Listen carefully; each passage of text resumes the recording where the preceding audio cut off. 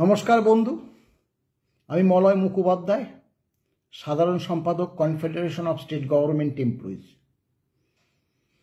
বন্ধু, কালকে সুপ্রিম কোর্টে হিয়ারিং ছিল। কর্মচারী সমাজ সকলেই জানেন কি হয়েছে। তবে একটি ভিডিওতে সম্প্রতি যে বার্তা যৌথ সংগ্রামী মঞ্চের কনভেনার প্রকাশ করেছে যে তাদের সুপ্রিম কোর্টে অ্যাড হওয়ার জন্য আমরা বিরোধিতা করেছি। হ্যাঁ, বিরোধিতা করেছি, আমরা অস্বীকার আমরা করছি না, আমরা বিরোধিতা করেছি। যদি বলেন কেন বিরোধিতা করলেন, অবশ্যই আপনাদের জানা উচিত কেন বিরোধিতা করেছি। আমরা বিরোধিতা করেছি এই কারণে যে প্রথমত যে বেঞ্চটা বিগত দিনে 14টা মামলা শোনেনি, সেই বেঞ্চটা পরিবর্তন পরবর্তী যে নয়া বেঞ্চ হয়েছে, সেই বেঞ্চে মামলা আসলে পরে আমরা মনে করেছি যে 1 থেকে 2টো শুনানির মাধ্যমেই এই মামলার ছাড়পত্র পেয়ে যাবে, অর্থাৎ মামলাটা ডিসমিস করে দেবে। এই শেষ মুহূর্তে যদি একটা কোনো সংগঠন সংযুক্ত হতে চায়, তার বিভিন্ন প্রক্রিয়া আছে।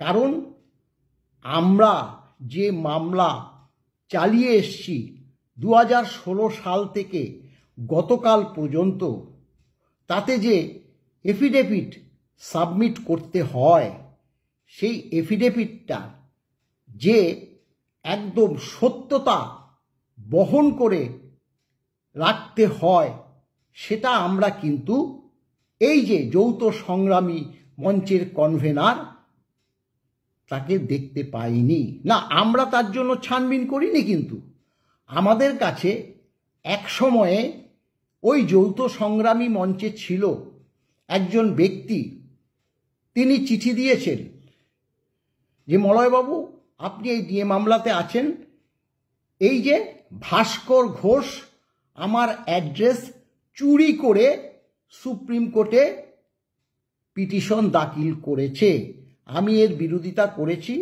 আপনাদেরকেও জানালাম। এবং আজকালের মধ্যে, সেটা 22 তারিখে, আমি কিন্তু এই যে সরকারি যে অ্যাডভোকেট অন রেকর্ড, তাকেও আমি জানাবো। তার পরের দিন 23 তারিখ আবারও একটা চিঠি, তাতেও তিনি যে সরকারি যে অ্যাডভোকেট অন রেকর্ড, তার কাছেও মেল করে জানিয়েছে যে এফিডেভিট জমা দেওয়া হয়েছে, তাতে কিন্তু যে অ্যাড্রেসটা ব্যবহার করা হয়েছে আমার অনুমতি তাতে নেই। অতএব এই ব্যাপারটা আপনার গোচরে আনলাম। এই ঘটনাটাতে আমাদের আরও সন্দেহ হয়, তাহলে কেন তিনি এই জিনিসটা করলেন। এবং সেখানে আরও একটা দেখলাম, হলফনামায় লেখা আছে, দেখুন, আমি যে মামলা করেছি তাই অনেকেই করেছে, পেশাটা সেই ভোকালাতনামায় বা এফিডেভিটে লিখতে হয়। আপনি একটি সংগঠনের জেনারেল সেক্রেটারি, সেই মর্মে কোনোদিনও মামলা হয় বলে আমি জানি না, এটা আমার সম্পূর্ণভাবে অজানা। কিন্তু আমি যেটা করেছি, আমাদের যেটা আইনজীবীরা পরামর্শ দিয়েছে, যে ডিপার্টমেন্টে আমি কাজ করি, যেই পোস্ট আমি বিলং করি, সেটা উল্লেখ করতে হবে, সেই ডিপার্টমেন্টের অ্যাড্রেস দিতে হবে। কিন্তু মাননীয় ভাস্কর ঘোষ মহাশয়, তিনি যে সেখানে লিখেছে তার যে পেশা একটা শিক্ষক, সেই শিক্ষক কথাটা তিনি ওখানে কোনো বর্ণনায় দেয়নি একটি বারের জন্য। তিনি কি লিখেছেন তাহলে? তিনি লিখেছেন working as a convener of the যৌথ সংগ্রামী মঞ্চ। I am working as a convener of the সংগ্রামী যৌথ মঞ্চ। সেক্ষেত্রে আমরা ভাবলাম এই ধরনের এত ভুল কেন তিনি করবেন? তাহলে কি মামলাটা দীর্ঘ থেকে আরো দীর্ঘতর করার একটা চক্রান্ত চলছে? আমরা আগের দিন খুব সকালেই দিল্লি পৌঁছে গিয়েছিলাম। আমাদের ট্রেন 23 তারিখ আপনার 11টা সাড়ে 11টার মধ্যে পৌঁছে গিয়েছিল। আমরা বিকেলবেলায় আমাদের যে মানে সুপ্রিম কোর্টের আইনজীবী রৌফ রহিমের কাছে চেম্বারে আমরা সোজা চলে যাই, তার সঙ্গে আলোচনা করি, ওই ড্রাফট দেখাই। তিনি বললেন না, এটা তো করতে গেলে দেখো ব্যাপারটা হলো দীর্ঘ হবেই। কেন হবে? উনি পরিষ্কার বলল যে একটা অ্যাপ্লিকেশন জমা দিয়ে দিলেই যে সুপ্রিম কোর্ট তাকে অ্যাড করে নেয়, সেটা তো না। যখনই অ্যাড হতে চাইবে তখনই জাজদ্বয় বলবে আপনারা তাহলে এফিডেভিট জমা দিন, সেই কপি সার্ভ করুন অন্যান্য সংগঠনগুলোকে এবং সরকারকে। এই কথা বলেই তাহলে তো মামলা আর সেদিন কি হবে না হবে, যে ঘটনা গতকাল হয়েছে সেগুলো হতো না। তাহলে সেই দিন মামলা শেষ হয়ে যেত। 15 দিন, 1 মাস, 2 মাস সময় দিত, আবার সেগুলো নিয়ে একটা ডেট পড়তো। সেখানে যাওয়ার পর সরকার পক্ষ বলতো আমরা এফিডেভিট সাবমিট করব। বলতেই পারে, যেহেতু সংযুক্ত হতে চাইছে যৌথ সংগ্রামী মঞ্চ, সরকার বিরোধিতা করে, তখন বিরোধিতা করে বলবে আমরা এফিডেভিট সাবমিট করব। আমাদেরকে বলছে। দেখুন, এই ব্যাপারে তো আমাদের কোনো ধারণা নেই, তা আইনজীবীদের ধারণা আছে। আমরা তখন দিল্লিতে, সেই সময় ফিরদৌস তামিমও পৌঁছায়নি। স্বাভাবিকভাবে আমরা যখন আমাদের যে সুপ্রিম কোর্টের যে অ্যাডভোকেট তার সঙ্গে আলোচনায় বলছে, এবং তখন সরকারকে আবার সময় দেবে, সরকার আবার সেই সময় নেবে, এই করে মামলাটা কিন্তু দীর্ঘ থেকে দীর্ঘতর হওয়ার একটা সম্ভাবনা আছে। আমরা বলি যে, তখনই আমরা বলছি যে তাহলে তো নিশ্চয়ই, তাহলে তো এর বিরোধিতা করতে হবে। আমরা বলেছি, আপনারা বলুন। এর মধ্যে যেখানে প্রায় শেষ পর্যায়ে একটা ব্যাপার, সাইকোলজি একটুখানি চিন্তা করুন। আপনারা তো বিভিন্ন পেশায় আছেন, সরকারি কর্মচারী, শিক্ষক সমাজ, সব কর্মচারী সমান না। আমরা দেখেছি অনেক সরকারি কর্মচারী সমান না। একই টেবিলে পাশাপাশি কাজ করছি, একজন বিভিন্ন লোককে বারংবার বারংবার বারংবার ঘুরাচ্ছে। আমি দেখতে পাচ্ছি, বা রাম দেখতে পাচ্ছে, বা শ্যাম দেখতে পাচ্ছে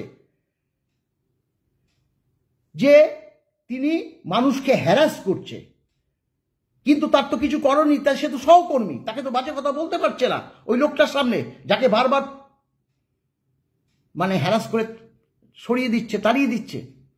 সে একদিন রিটায়ার করলো বা অন্য দপ্তরে চলে গেল। সেই কাজগুলো আমার কাছে, আপনার কাছে বা রামের কাছে গেল। তারা তো দেখেছে যে অমুকে কি ধরনের ব্যবহার করেছে। আমি যদি সেই লোকটার সঙ্গে ঠিক সেম ব্যবহার করি, তাহলে তো আমি ওই গোত্রের হয়ে যাব। এটা তো যৌক্তিকতা আছে। অতএব মামলাটা আমি শুনবো, ওই লোকটার কাজটা আমি করে দেব, ওই লোকটার কাজটা রাম করে দেবে, শ্যাম করে দেবে। এই যে দেখুন, সঞ্জয় কারোল, মাননীয় বিচারপতি সঞ্জয় কারোল, মাফ করবেন সঞ্জয় কারোল বলে ফেলেছি বলে, মাননীয় বিচারপতি সঞ্জয় কারোল, তিনি কিন্তু আমাদের ডি মামলা সম্পূর্ণ ওয়াকিবহাল। তিনি আরো 3 বার বসেছিলেন, কিন্তু তিনি তার কোনো বক্তব্য রাখতে পারেনি। তিনি দেখেছে যে বিভিন্ন সময় ডিএ মামলা উঠেছে, কিন্তু মামলা শোনা হয়নি। তিনি বাদিকের চেয়ারে বসেছিলেন, কারণ তিনি তখন দ্বিতীয় জাজ হিসাবে ছিলেন। ডিভিশন বেঞ্চের একজন প্রধান থাকে, দ্বিতীয়জন বাদিকে বসে থাকে, দ্বিতীয় ব্যক্তি থাকে, সেটা সবাই জানে। তার কথা কিচ্ছু শোনা হয়নি। এই একটা সাইকোলজি কিন্তু আমাদের মনে না, এটা স্বাভাবিক, যে ওর দোষটা আমি কেন নেব। 14 বার শুনানি, এক ফোঁটা মামলাটা শুনলো না, আমি কেন শুনবো না? এবং আপনি দেখুন, তিনি বলছেন অমুকে বিরোধিতা করলো, তমুকে বিরোধিতা করলো, সরকার পক্ষ বিরোধিতা করলো না, তাহলে আমাদের অনুমান সত্যি সরকার বিরোধিতা করেনি। সরকার তো করবে না, সরকার তো করবে না। একবার যদি অ্যাডেড হিসাবে সুপ্রিম কোর্টের মাননীয় বিচারপতিদ্বয় বলতো ঠিক আছে তাহলে আপনারা হলফনামা দিন এবং তার কপি সার্ভ করুন, ব্যাস মামলাটা শেষ হয়ে যেত। বাস্তবটা চিন্তা করবেন আপনারা, মন্তব্য করুন। দেখুন এত বড় লড়াইয়ে নেমেছি, যে যা বলুন আপনারা, আমাদের বিন্দু মাত্র আসে যায় না। আমরা ডিএ মামলা বার করে নিয়ে আসবো। যৌথ সংগ্রাম মঞ্চ কি বলেছে? মামলার দ্বারা কিছু হবে না, হবে না, সেটা তো অনেকেই বলে। আর একটি বামপন্থী সংগঠনও বলে যে আইনের দ্বারা আইন আদালতে কোনো দাবি আদায় হয় না, রাস্তাই পথ। তাদের নীতি, তাদেরকে আমরা বিরোধিতা করেছি? তাদের নীতি, যৌথ সংগ্রামের যে নীতি, তার কি আমরা কোনোদিনও বিরোধিতা করেছি? বরং যারা তাদের সঙ্গে ছিল এখন নাকি একটা সংগঠনও নেই, অধিকাংশ সংগঠনই নেই। এবং অধিকাংশ সংগঠন যে নেই তার প্রমাণ এই যে যার অ্যাড্রেস ব্যবহার করা হয়েছে তিনিও নেই, একসময় ছিল। দিল্লিতে গিয়ে একদিনের ধর্ণা দিয়েছে যাতে ডিএ দেওয়া হয়, কেন্দ্রীয় সরকারের কানে যাতে যায় যে আমরা ডিএ পাচ্ছি না। ভালো কথা, 50 লক্ষ টাকা খরচ করেছে, টাকাটা ব্যাপার আমি তুলছি না। একটা ডিএ সংগঠন তাদের মধ্যে ছিল, তাকে 20 লক্ষ টাকা দিয়েছে। আমরা তুলছি এইটা যে 50 আর 20 70 লক্ষ টাকা আমরা ট্রাইব্যুনালে 2016 থেকে গতকাল পর্যন্ত আমাদের 70 লক্ষ টাকা খরচ হয়নি। শুধু একদিন ধর্ণা আর একটা ডিএ সংগঠনের একটা ব্যক্তিকে 20 লক্ষ টাকা দিয়েছে যৌথ সংগ্রামী। আমাদের এত খরচ হয়নি। আমাদের স্বাভাবিকভাবে কর্মচারী সমাজ, শিক্ষক সমাজ তো টাকা দেয়, তাদের তো আশা যে আমরা যাতে সাংবিধানিক রীতিনীতি মেনে ডিএটা পাই। তারা তো কত জায়গায় দেবে, তাই তাদের বল ভরসা যৌথ সংগ্রামী মঞ্চ, তাই তাদের কাছে দিয়েছে। তাদের কাছে কারিগরি টাকা বলেই তো একদিন ধর্ণাতে 50 লক্ষ টাকা খরচা করে।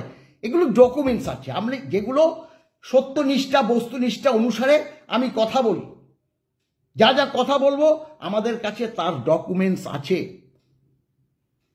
20 লক্ষ টাকা দিয়েছে একটা সাদা মানে আমাদের সঙ্গে এক সময় ছিল, সেই তারা পরবর্তীকালে বেরিয়ে 20 লক্ষ, সে গতকাল বলেছে, সে শ্যামলবাবুকে বলেছে 20 লক্ষ কি, আমি 22 লক্ষ টাকা পেয়েছি যৌথ সংগ্রামী মঞ্চ থেকে।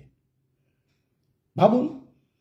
এবং এইভাবে টাকাগুলো দেওয়াতে যে সকল সংগঠন, আদার সংগঠন ছিল, তারা বলেছে আমাদেরকে না জানিয়ে এইসব কাজগুলো করেছে বলেই আমরা সেখান থেকে বেরিয়ে এসেছি। তা বলেছে, তার ভিডিও আছে আমাদের কাছে। তাদের একরোখা চালচলনে ক্ষিপ্ত অনেকে। এবং কালকে অনেক গল্প শুনিয়েছে, আপনারা দেখবেন, লাইভ স্ট্রিমিংটা দেখবেন, আমরা তো ছিলাম, লাইভ স্ট্রিমিংটা দেখবেন। এখানে সব থেকে বেশি সময় ব্যয় হয়েছে 15 তারিখ, 14 তারিখ না 22 তারিখ, কবে মামলাটা শুনবে সেটা নিয়ে। প্রথমে বলেছে মাননীয় আইনজীবী অভিষেক মনু সিংভিতে, কেন মামলা ডিসমিস করা হবে না?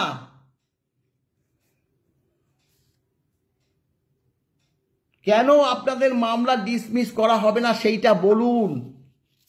ডিএ তো legally enforceable right, fundamental right. বলো 40,000 কোটি টাকা খরচ হবে, কেন্দ্র দেয় না, আইন নেই, এইসব কথা, পুরনো কথাগুলোই বলেছে, কর্ণপাত করেনি, আর কর্ণপাত করেনি।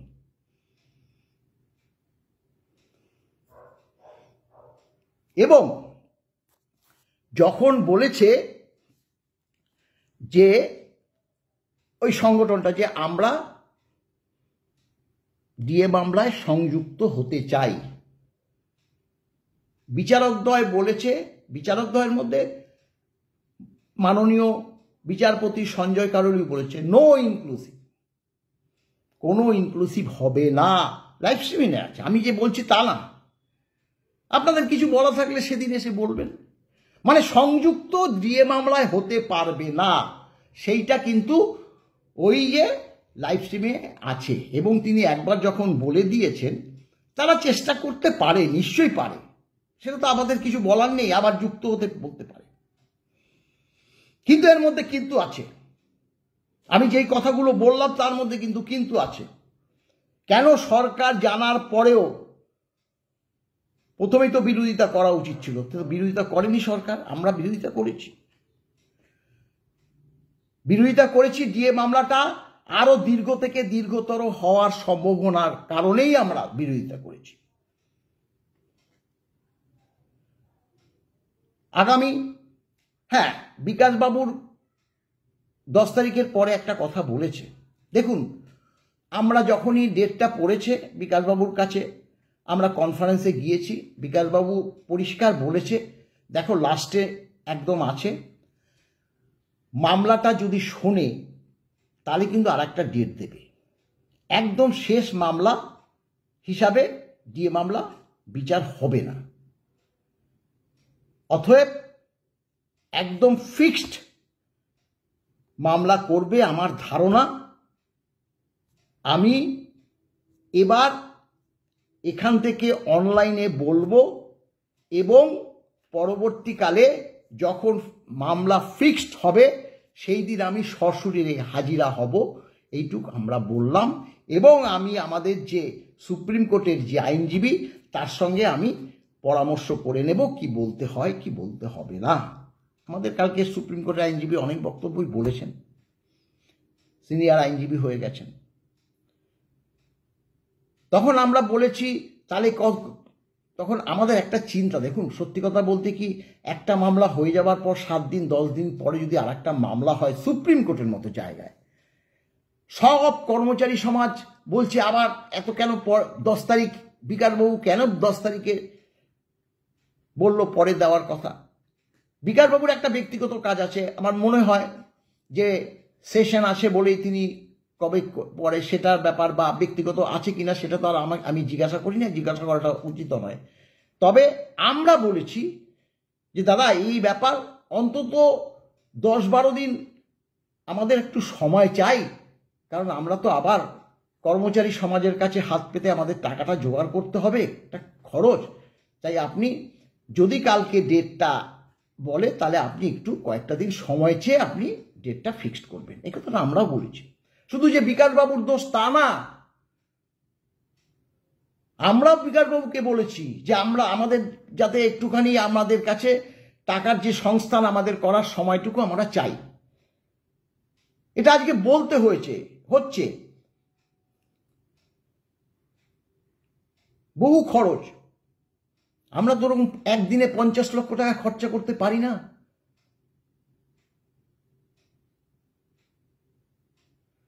যাই হোক, নিশ্চয়ই বুঝবেন। আর যদি কোনো প্রশ্ন থাকে নিশ্চয়ই প্রশ্ন করবেন।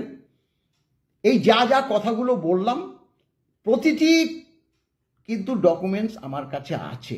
আবারও লাইভ স্ট্রিমিংটা আপনারা দেখবেন, দেখে বিচার করবেন। এখানে ডেটটা আমার তো মনে হচ্ছে ডেটটা নিয়ে এতই মানে ওই ডেটে, এবং দেখুন এবং কালকে কথাও বলেছে যে মামলাটা একদম টপে থাকবে। গতকালই সেই অর্ডার বেরিয়েছে, টপ অফ দ্য লিস্ট, আমি পোস্ট করেছি, টপ অফ দ্য লিস্টে থাকবে। অর্থাৎ মামলাটা যাতে শোনার জন্য যে সময়টুকু দরকার সেই সময়টুকু পাওয়া যায়। একদম শেষে উঠলে স্বাভাবিকভাবে 3:30 সময় তারা চেয়ার ছেড়ে উঠে যায়, তার মধ্যে 5-7 মিনিট যদি দেরি হয় তো বসে। কালকেও প্রায় 3:15-20 বসেছে, 15 বেশি, 20তেই বসেছে। 10 মিনিটের মতো আলোচনা হয়েছে। তার মধ্যে ডেট নিয়ে অনেক সময় হইচই হয়েছে। নো ইনক্লুসিভ কথাটা একদম পরিষ্কার শুনতে পেয়েছি, আপনারাও পেয়েছেন। এবং 28 নম্বর যে মামলাটা, আপনারা যদি সেটাও খুলে দেখেন 28 নম্বর, সেখানেও পরিষ্কার বলেছে। আর একটা সেই মামলাতেও একটা আপনার সংযুক্ত হতে চেয়েছিল, একদম পরিষ্কার বলেছে নো ইনক্লুসিভ। আপনাদের কোনো কিছু যদি বলার থাকে আপনারা আইনজীবী এসে বলতে পারেন, কিন্তু সংযুক্ত হতে দেওয়া হবে না এই মামলাতে। আমাদের মামলাতেও সংযুক্ত যারা আছে তারা ব্যতীত আর কেউ সংযুক্ত হতে পারবে না। এবার তারা চেষ্টা করবে, বড় বড় অনেক কথা শুনেছিলাম,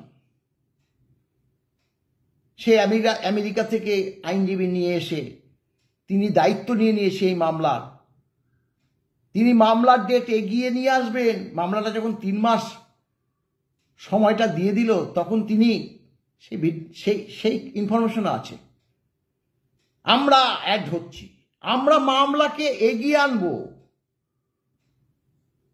ডিএ মামলাটা আমাদের হাতে নিয়ে আসতে হবে, নাহলে এই মামলা সুরা হবে না।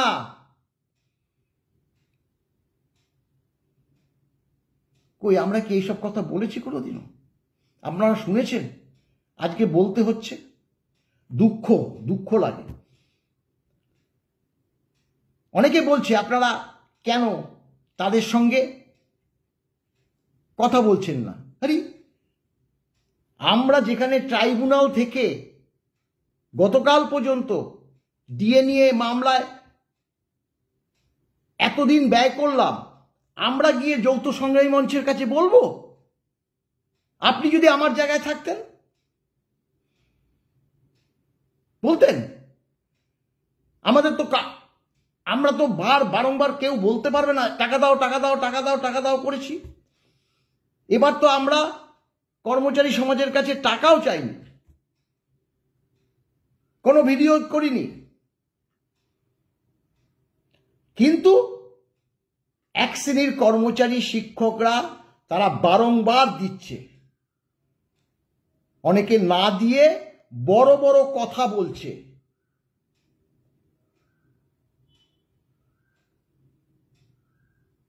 যারা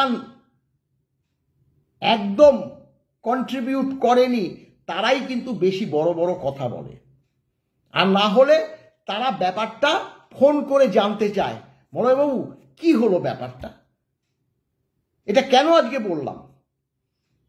অনেকেই জানতে চেয়েছে, তাদেরকে বলেছি দাদা এই এই এই এই এই ঘটনা, আমরা কি অন্যায়টা করলাম। অনেকে বলছে রাজনৈতিক প্রতিপক্ষের মতো লড়াই করছেন। এটা রাজনৈতিক প্রতিপক্ষ কি? এটা তো মামলাটা তো দীর্ঘ থেকে দীর্ঘতর করার একটা চক্রান্ত। সে বলেনি সরকার বিরোধিতা করেনি, কেন সরকার বিরোধী? আমাদের সরকার বিরোধিতা করেছে বলে তো আজকে সুপ্রিম কোর্টে মামলাটা গেছে। ট্রাইব্যুনালে সরকার বিরোধিতা করেছে, ট্রাইব্যুনাল থেকে হাইকোর্টে আসলো, সেখানে বিরোধিতা করেছে। বিকাশবাবুকে কিছুতেই জাজদ্বয় অ্যাড হতে যাবে না। মাননীয় বিকাশবাবুকে আমরা একটা বকলমে, সেই সময় যেহেতু আমাদের মাননীয় আমজাদ আলী আইনজীবী ছিল, একজনকে বকলমে আমরা মামলাটা দিয়ে বিকাশবাবুকে অ্যাড করতে চেয়েছি, কিন্তু কিছুতেই তখন প্রধান বিচারপতি, এই মুহূর্তে আমার নামটা পড়ছে না, তার সঙ্গে মাননীয় বিচারপতি আর একজন ছিল, অনেকদিন 17 সালের কথা বলছি, দুজনের নামটাই এই মুহূর্তে আমি দুঃখিত, মানে আমার মাথায় আসছে না, একটু উত্তেজিত হয়েছি বলে, কিছুতেই অ্যাড হতে দিচ্ছে না। 4টে হিয়ারিং হয়েছে, 4টে, একটা না 4টে হিয়ারিং, তবুও না। শেষমেশ মাননীয় বিকাশবাবু বহু পুরনো একটা অর্ডার নিয়ে এসেছিল যে মামলা শুরু থেকে, মামলা যখন উঠবে আর কি, সেই সময় যদি কোনো সংগঠন বা কোনো ইন্ডিভিজুয়াল কর্মী, সরকারি চাকরিরত, তারা যদি সংযুক্ত হয় তাহলে ডিসক্রিমিনেশন পাওয়ারে বিচারকরা তাকে সংযুক্ত করতে পারে। সেই অর্ডারটা দেওয়ার পর তাকে অনুরোধ করেছে বিকাশবাবুকে, তারপর 4 বার পরে হয়েছে। পরিষদ সংযুক্ত হতে চেয়েছিল, ওখানে অনেকেই আছে, পরিষদও বলতে পারে, আমাদের কেউ তখন বিরোধিতা করেনি। হাইকোর্টের হরিশ ট্যান্ডনের যখন মানে চলছে রানিং, যেটার পরিপ্রেক্ষিতে সুপ্রিম কোর্টে মামলা গেছে, হরিশ ট্যান্ডনও কিছুতেই অ্যাড করবে না, পরিষ্কার বলছে না, কিছুতেই অ্যাড হবে না। একবার না দুবার, তখন বারবার আসছে দেখে তখন হরিশ্চন্দ্র বলছে মামলা সরকারের, এজি যদি বলে তাহলে আমি ভেবে দেখব, আধ ঘন্টা মুলতুবি থাক, এজি অন্য অন্য মানে 1 নম্বর বেঞ্চে রয়েছে, তিনি আসুক, তিনি কি বলে তারপর দেখা যাবে। শুনানি বন্ধ হয়ে গেল। এই যে কথাগুলো বলছি একটা সংগঠনের পরিপ্রেক্ষিতে তো বলছি, এর মধ্যে বিন্দু মাত্র যদি অসত্য থাকে নিশ্চয়ই সংগঠনটা বলবে মলয় তুমি যেটা বলছো এটা ভুল বলছো। এই যে আধ ঘন্টা পরে আসলো, মাননীয় এজি ছিল তখন সৌমেন মুখোপাধ্যায়, একদম সাদাসিধে নিপাট ভদ্রলোক মুখোপাধ্যায়, জিজ্ঞাসা করলো মাননীয় বিচারপতি হরিশ্চন্দ্রন, মিস্টার মুখার্জি এই সংগঠনটা তো অ্যাড হতে চাইছে, আপনি কি বলেন, আপনারা তো মামলা নিয়ে এসছেন। বলে দেখুন এটা তো সরকারি কর্মচারী সংগঠন, যারা মামলা করেছে তারাও ডিএ পাবে, এরাও ডিএ পাবে, যদি পক্ষে যায়, যদি বিপক্ষ যায় যা পাবে না। অতএব সরকারের তরফ থেকে আমরা কোনো বাধা দেব না, তখন তাদের অ্যাড করা হলো। তাহলে দেখুন, এবং তারা কিন্তু ওখানে অ্যাড হওয়ার জন্য তারা কিন্তু আমাদেরকে কপি দিয়েছিল, সরকারকে কিন্তু কপি দিয়েছিল, কারণ কপি সার্ভ না করে কোনো সময় অ্যাড হওয়া যায় না। আমাদের যদি বিরোধিতা করতে হতো তাহলে কিন্তু ওই কপির এগেনস্টে আমরা বিরোধিতা করে আবার তাকেই করতাম, তাতে আরও দেরি হয়ে যেত, এবং হরিশ্চন্দ্রনের যে রায়টা 20শে মে 2022-এ দিত সেটা আরও দীর্ঘ থেকে দীর্ঘ হতো, আমাদের তো লাভ হতো না। লাভ লোকসানটা তো আমাদের বিচার করতে হবে, লাভ লোকসানটা বিচার করতে হবে কর্মচারী সমাজের জন্য। আমরা সেদিন করিনি। বিকাশবাবুর 4টে হিয়ারিংয়ের পরে অ্যাড হয়েছে, আর কালকে গেছে সুপ্রিম কোর্টে একদিনে অ্যাড হতে।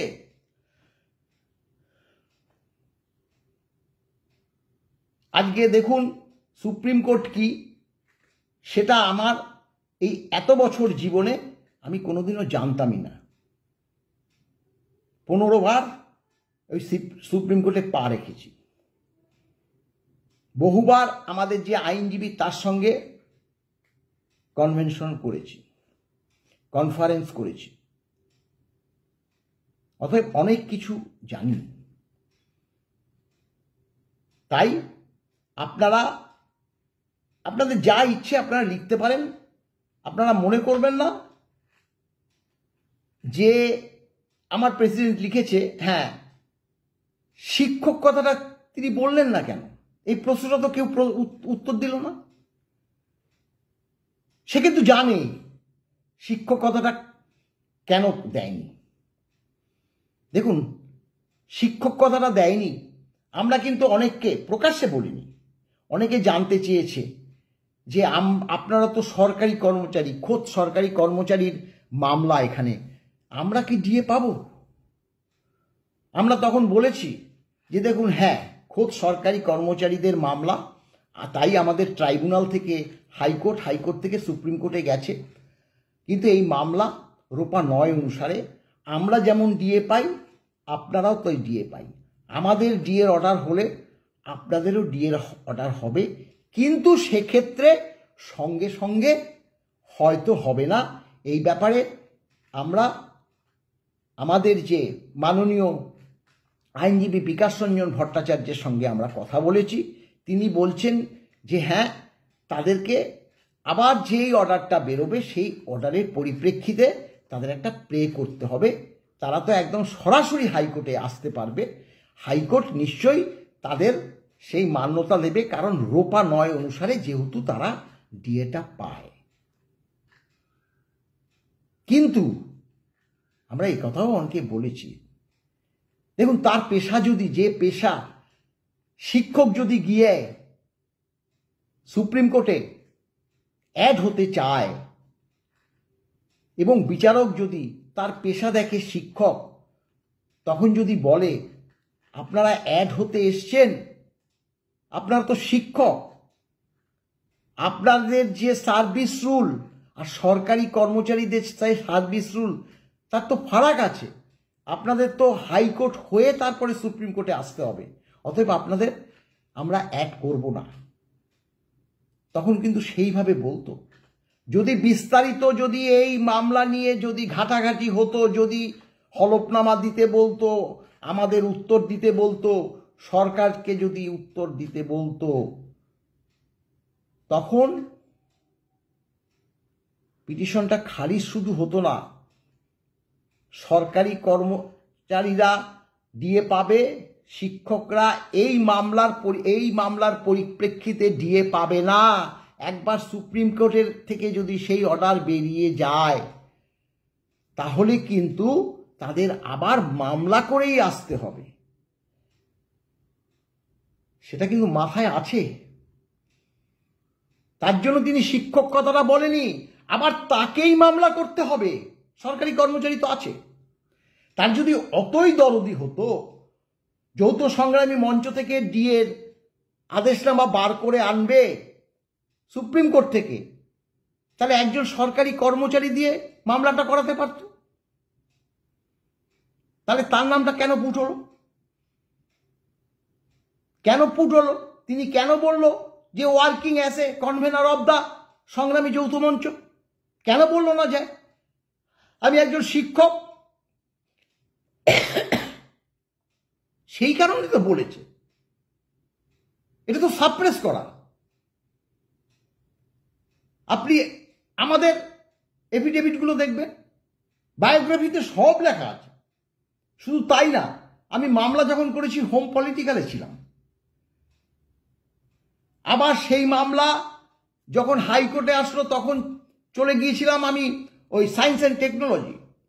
তখন যে ডেজিগনেশন, সেই ডেজিগনেশন দিয়ে আমাকে এফিডেভিট করতে হয়েছে, সেই ডিপার্টমেন্টের অ্যাড্রেস দিতে হয়েছে।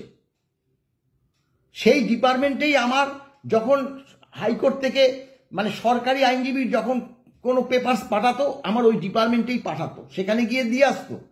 আমি আবার সেখান থেকে ট্রান্সফার হয়ে চলে গিয়েছিলাম ব্যাকওয়ার্ড ক্লাসেস ওয়েলফেয়ারে, কিন্তু আমার চিঠিও আসতো সেখানে। সেখান থেকে আমার কালেক্ট এই যে 804 পাতার যে পিটিশন, সেই পিটিশনের মধ্যে দেখুন সরকারও কিন্তু পারেনি কোনো কিছু সাপ্রেস করতে। এই সুপ্রিম কোর্টে যে দিয়েছে এসএলপি, তাতে আমার সেই যে চিফ সেক্রেটারিকে চিঠি দিয়েছি আগস্ট মাস 2016 আগস্টে দিয়েছি। 1 মাস সময় আমরা চেয়েছিলাম। 2 মাস পরে অক্টোবর মাসের শেষে আমরা ফাইল করি ট্রাইব্যুনালে। আমরা ডিসেম্বরে একটা মেনশন করি। 16 ফেব্রুয়ারি 2017-তে একটা হিয়ারিংয়ে আমাদের হারিয়ে দেয়। 1 মাস পরে 16 মার্চ 2017-তে আমরা সুপ্রিম কোর্টে যাই, মাফ করবেন, হাইকোর্টে যাই। সেই মামলা গতকাল পর্যন্ত ছিল, আবার আগামী 22 তারিখ পর্যন্ত আছে। আমরা আশা করছি যে আগামী 22 তারিখ মামলাটা ডিসমিস হবে, হলে আবার হাইকোর্টে আসবে। এবং আরও একটা কথা বলে দিই, মাননীয় হরিশ ট্যান্ডন মশাই 3 মাসের মধ্যে দিয়ে দিতে বলেছিল। নিশ্চয়ই ম্যাক্সিমাম 3 মাসের বেশি তো হবেই না, 2 মাসও হতে পারে, এমনকি 1 মাসও হতে পারে, এটা আমার আশা। তবে সুপ্রিম কোর্ট আমার যা বক্তব্য সেটাই যে আগামী দিনে হতে চলেছে, সেই ধারণাটা যে সম্পূর্ণভাবে ফলপ্রসূ হবে, সেটাও কিন্তু আমি 100% যে নিশ্চিত, সে কথাটা আমি বলবো না। এই বলে আমি আমার বক্তব্য শেষ করলাম। ভালো থাকবেন। নমস্কার বন্ধু।